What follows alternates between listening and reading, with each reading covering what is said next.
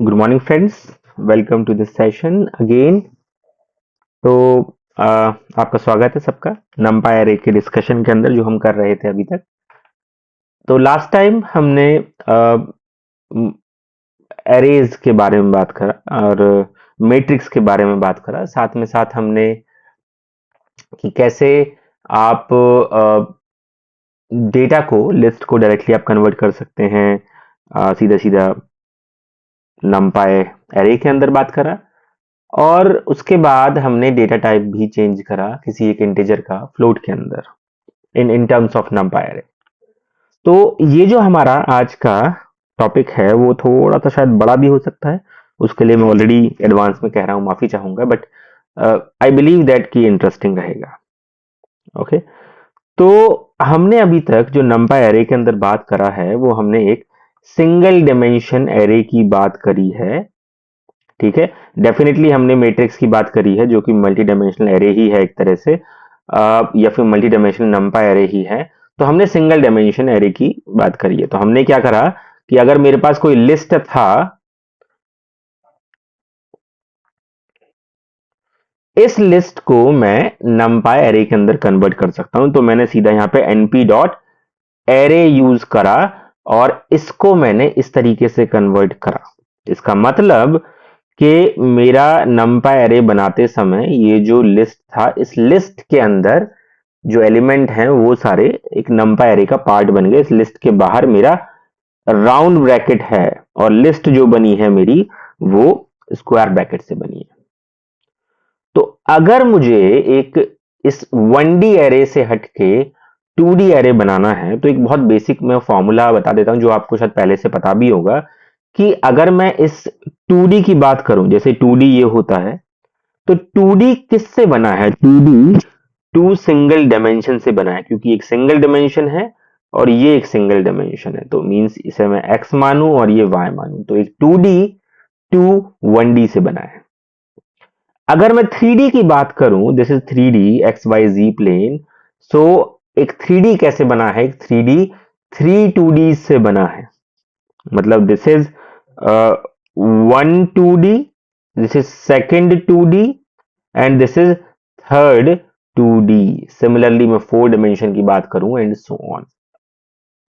तो 4 डायमेंशन हम कॉम्प्रिहेंड तो कर नहीं सकते, but mathematically yes it can be solved.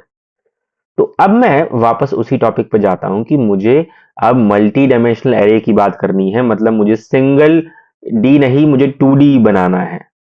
तो 2D बनेगा कैसे? जो मैंने अभी आपको एग्जांपल दिया है, टू सिंगल डायमेंशन चाहिए मुझे इसके लिए। तो यहां पर अगर आप देखें कि एक सिंगल डायमेंशन ये रही, एक सिंगल डायमेंशन ये रही, एक सिंगल डायमेंशन ये रही, आप कहेंगे ये तो 3 सिंगल डायमेंशन। नहीं, ये हैं तो 3 सिंगल डायमेंशन, बट ये आपकी अगली डायमेंशन को फॉर्म कर रही है जो कि सेकंड डायमेंशन है। अब इसके अंदर आप लिख कितने भी सकते हैं एरेज को, बट ये तो वही, अगर मैं वापस उसी डायग्राम पे जाऊं तो ये वही बात हुई कि इस 2D के अंदर कितने पॉइंट्स आ सकते हैं? कितने भी आ सकते हैं। इस 2D के अंदर कितने पॉइंट आ सकते हैं? कितने भी आ सकते हैं। यहां पर कितने पॉइंट्स आ सकते हैं? कितने भी पॉइंट आ सकते हैं। तो यहां पर एरे मतलब नहीं है, बात यह है कि कितनी डायमेंशन बन रही हैं। ये एक सिंगल डायमेंशन है, ये एक सिंगल डायमेंशन है, ये भी एक सिंगल डायमेंशन है। Ultimately they are forming a second dimension because of the single dimension. तो अगर मैं इसे, और यस ये सब के सब एक स्क्वायर ब्रैकेट के अंदर है, मींस ये सब के सब एक लिस्ट के अंदर है। इसका मतलब एक लिस्ट के अंदर, अब अगर मैं इसको मिटा दूं, एक लिस्ट के अंदर, अब जरा एक सेकंड रुकिए। लिस्ट के अंदर, लिस्ट जैसे ऐसे बनती है, पहले एक एलिमेंट हुआ करता था, अब एक एरे है। पूरी एक एरे ही एक एलिमेंट है। ठीक है, तो इस वजह से ये एक 2D है। तो अगर मैं इसे रन करता हूं, इसकी शेप चेक करता हूं, तो आपको दिख रहा है 3 by 3। इट मींस इसकी 3 रोज हैं एंड 3 कॉलम हैं। और अगर मैं इसकी डिमेंशन चेक करूं इस फंक्शन से, डॉट एंडिम फंक्शन से, तो ये 2 बता रहा है, जिसका मतलब है ये 2 डायमेंशनल डेटा है। और मैं इसको प्रिंट करूं तो ये आपको इस तरह का डेटा दिख रहा है जो कि एक मैट्रिक्स की तरह ही लग रहा है, जिसके अंदर 3 to 1 एलिमेंट हैं एज फर्स्ट रो, 4 6 7 एलिमेंट हैं as second row, and 7 1 2 element हैं एज द अनदर रो। ठीक है, तो आप ये समझ गए। तो इस तरीके से अगर मैं साइज पता करूं इस डेटा स्ट्रक्चर जो मैंने अभी क्रिएट करा है, साइज का मतलब होता है कि टोटल एलिमेंट्स कितने हैं, तो वो इस साइज के अंदर 9 दिखाएगा। ठीक है, अब मान लीजिए मुझे एक 3D एरे बनाना है, तो वही कॉन्सेप्ट है, एक लिस्ट जिसके अंदर यूजुअली क्या होता है, सिंगल एलिमेंट होता है। 2D बनाने के लिए हमने क्या करा, इस लिस्ट का एक एलिमेंट को ही हमने एक लिस्ट बना दिया।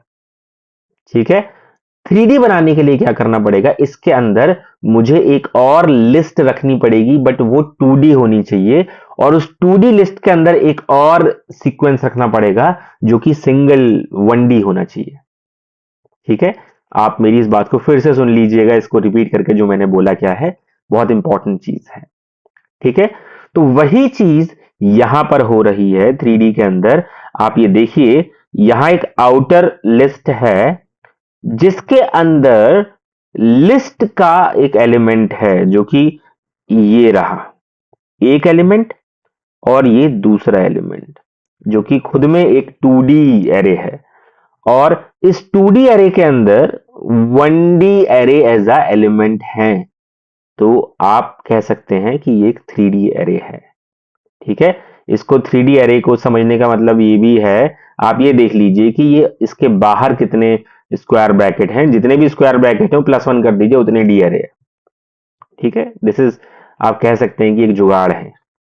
तो अगर मैं इसे चलाता हूं और इसको रन करता हूं, तो ये मुझे 3D एरे मिल रही है, और वही मेरी फिलॉसफी जो मैंने आपको डायमेंशन के फॉर्म में बताई थी, कि अगर मुझे 4D बनाना है, तो 4D बनाने के लिए मुझे 3 डायमेंशंस चाहिए, तो इसी तरीके से 3D बनाने के लिए मुझे 2D चाहिए। तो एक 2D तो ये रहा, ठीक है, और एक 2D ये रहा यहाँ पे, और भी 2D आ सकते थे, क्योंकि ये वही बात हुई कि कितने पॉइंट आ सकते हैं, कितने भी आ सकते हैं। बट इसका डायमेंशन जब आप इसको देखेंगे तो आप इसको ये समझ में आएगा कि ये 2D एरे, एक सेकेंड मैं इसको काटता हूं एक बार, ये 2D एरे बना कैसे, सॉरी ये 3D एरे बना कैसे, कि एक तो 3D एरे बनाने के लिए आपको क्या चाहिए, 2D चाहिए। तो एक 2D ये रहा, ठीक है, और एक अगला 2D ये रहा, समझ रहे हैं। तो ये भी 2D है, ये भी 2D है, एक 2D का डायमेंशन क्या है, 2/3, मतलब 2 इंटू 3, और अगले 2D का वो क्या है डायमेंशन, ये भी 2/3 है। ठीक है, ये एक मैंडेटरी चीज है कि जितने भी 2D यूज कर रहे हैं आप, उनकी डायमेंशन तो सेम होनी चाहिए। और ये दोनों कितने हैं, ये फर्स्ट है एंड ये सेकंड है, इट मींस ये दोनों कंबाइनली 2 हैं। तो इसीलिए इसकी शेप जो आ रही है 2,2,3 आ रही है। तो 2,3 हमें इसे राइट साइड से लेफ्ट की तरफ जाते हुए रीड करना चाहिए। तो ये जो 2,3 है, ये तो आपका आ रहा है 2 rows and 3 columns in both cases. मगर ये जो 2 आ रहा है, ये इस वजह से आ रहा है कि ये 2D ही कितने हैं, जो कि है 1 और ये है 2, तो इसीलिए इसका हुआ 2,2,3। आपको अगर मैं एक बार और चीज चला के दिखाऊंगा तो आपको और समझ में आएगा। तो मैं इसे शेप को रन कर देता हूं। अब मैं एक 4D एरे बनाना हूं, तो 4D एरे कैसे बनेगा, 4D एरे क्या है कि अगर आप इसे देखें कि एक लिस्ट जिसके अंदर 3D एरे हैं, ओके, तो एक तो 3D एरे हो गई ये, जहां तक मैं सही हूं, और एक 3D एरे हो गई ये। मगर इन 3D एरेज के अंदर भी 2Ds हैं, तो एक हो गई ये और एक हो गई ये, एक 3D एरे के अंदर, और अगली 3D एरे के अंदर हो गई ये और एक हो गई ये। और फिर इन एरेज के अंदर, मतलब 2D एरे के अंदर सिंगल डायमेंशनल एरेज भी तो हैं। ठीक है, तो और मेरा जो मैंने आपको जुगाड़ बताया था वो यही था कि जितने भी स्क्वायर ब्रैकेट आ रहे हैं +1, दैट मीन्स 4D। ओके, तो अगर मैं इसे चलाता हूं, और रन करता हूं तो आप देख पा रहे होंगे कि मेरे पास एक 4D एरे है। मगर 4D एरे की डायमेंशन कितनी है, ये पॉइंट है। ठीक है, तो आप पहले तो इंडिविजुअल एरेज को देख लीजिए। ये एक 2D एरेज हैं, तो ये 2,3 तो हो ही। अब इसके बाद मैं ये देखना चाहता हूं कि कितनी 2D एरेज हैं।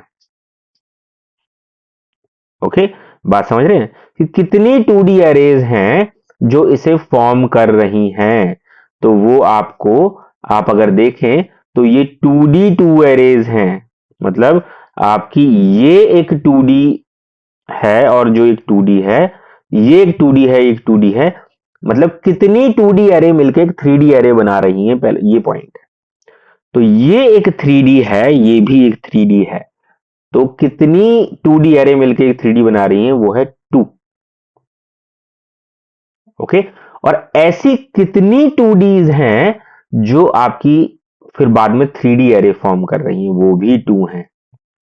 तो इसीलिए इस एरे की जो डायमेंशन है वो 2 बाय 2 बाय 2 बाय 3 है, जिसका मतलब ही ये है कि ये तो एक 2D एरे है जो कि दो 3D एरे को बना रही है, जो अल्टीमेटली दो 4D एरेज, मतलब मेरा मतलब है एलिमेंट्स जो 4D एरे के अंदर है, एक सिंगल 4D के अंदर दो एलिमेंट्स हैं 3D के, उन्हें बना रही है।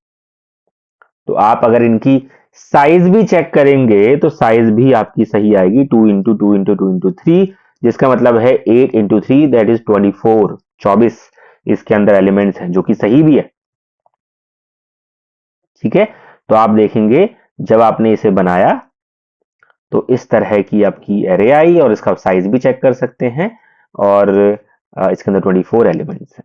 तो आप, कहने का मतलब यह है, नमपाई एरे से आप बहुत ज्यादा अच्छी अच्छी कैलकुलेशंस कर सकते हैं जो कि डेटा साइंस में रिक्वायर्ड होती हैं। क्योंकि डेटा साइंस के अंदर आपको ठीक ठाक मैथमेटिक्स भी आनी चाहिए अगर आप कोर डेटा साइंस की बात कर रहे हैं।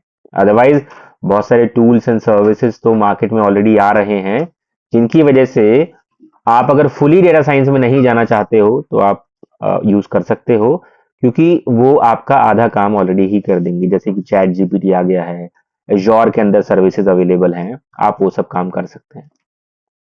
मगर अगर आपको hardcore machine learning data science के अंदर जाना है तो आपको मैथ्स आनी चाहिए ठीक ठाक, और जो ये मैं चीज बता रहा हूँ ये तो डेफिनेटली ही आनी चाहिए। ठीक है, तो इसके अलावा आप देखिए कुछ सिंपल फंक्शंस हैं, मैंने ज्यादा एक्सप्लेन नहीं करूंगा क्योंकि ये सेल्फ एक्सप्लेनेटरी है। कि np.ones अगर मैं यूज करूं 4,3, इट मींस 4/3 की मैट्रिक्स बनेगी, मगर वंस का मतलब है identity matrix, not identity matrix, sorry. सारे एलिमेंट्स जो होंगे वो 1 होंगे उस मैट्रिक्स के अंदर, मतलब 12 के 12 एलिमेंट्स 1 होंगे। आप ये देख पा रहे हैं।